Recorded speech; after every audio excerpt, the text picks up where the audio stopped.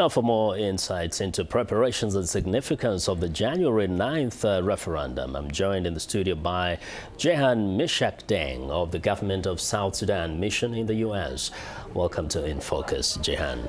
Thank you. First, just give me a sense of how you feel yourself about this moment.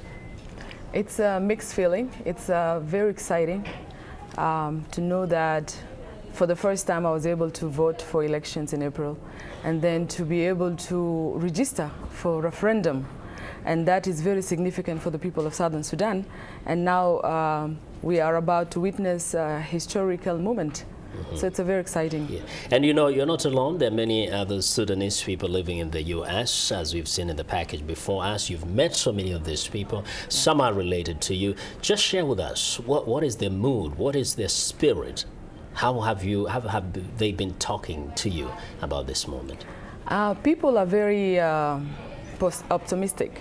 They are very focused, and the referendum is about self-determination of the people of Southern Sudan after enduring suffering, marginalization, and lack for many decades, leave alone the war that has killed many of them, millions. Now is the time to be able to be identified as a rightful citizen, and also to be able to exercise the citizenship, have access to the basic services. And so everybody is looking forward for that, and diaspora are waiting for this to come back home. Yeah, and we know those in the diaspora have registered massively to vote on Sunday. Give us just a sense of the process. How did the registration process get organized here in the United States? Of course, the IOM, International Organization for Migration, was mandated by the South Sudan Referendum Commission to operate in diaspora, and over 8 countries are being managed by IOM. GOS mission, Government of Southern Sudan missions in different countries where the registration is taking place, be it the US, Canada, UK, and in African countries like Kenya, Uganda, Egypt. They are all also helping in the process, providing information, but the operation is being managed by IOM. And it's going very well. Registration was very successful. We had a very good turnout, and we are looking forward for all these people as they were excited to register. We believe they will all turn out and vote. So. And talking about voting, where are they going to vote? What are some of the locations within the U.S. that people can vote We on? have, initially there were 3 centers in Washington, D.C., Omaha, Nebraska, and Phoenix, Arizona. There were 5 more centers were added afterwards in Nashville, Tennessee, in Washington, Seattle, Boston, in Chicago, in Dallas, Texas, and all this brings a total of 8 centers across the U.S. where all the Southern Sudanese in diaspora here were able to come and register. Yes, and you know that it's definitely going to be a peaceful process right here in the United States of America.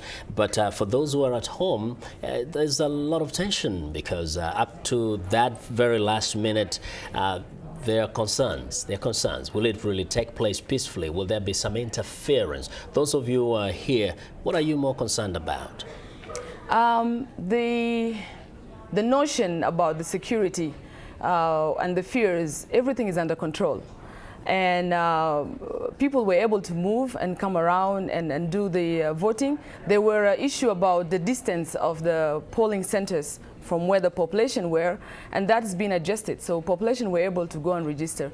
Exciting news about the security that recently the General George Athor was able to come back, and this week they signed a memorandum with the government of Southern Sudan and the SPLA. So he rejoined the forces, and so that was one of the fears, because there was a little bit of insecurity in the region of Upper Nile. Yeah, because there's, of course, we can't escape the fact that somehow there had always also been divisions even within the ranks of the southern fighters, and therefore those groups are now together. There's a feeling of unity. Yes, absolutely.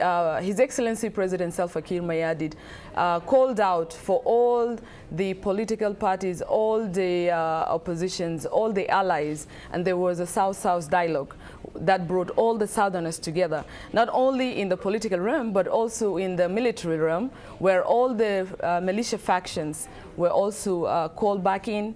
And the focus is, let us unite, let us work in forgiveness, let us work in love, and work to bring our country into the prospect of developing it as a nation. Yeah. Now, throughout those years, in fact, decades of war in southern Sudan, the people of that region have suffered so many things. And among them is the underdevelopment and the economic underdevelopment of that region.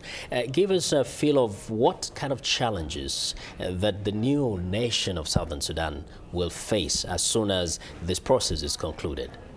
I would say there are more of opportunities than challenges, because Southern Sudan is a land full of wealth, be it oil or agriculture or natural resources or even national parks.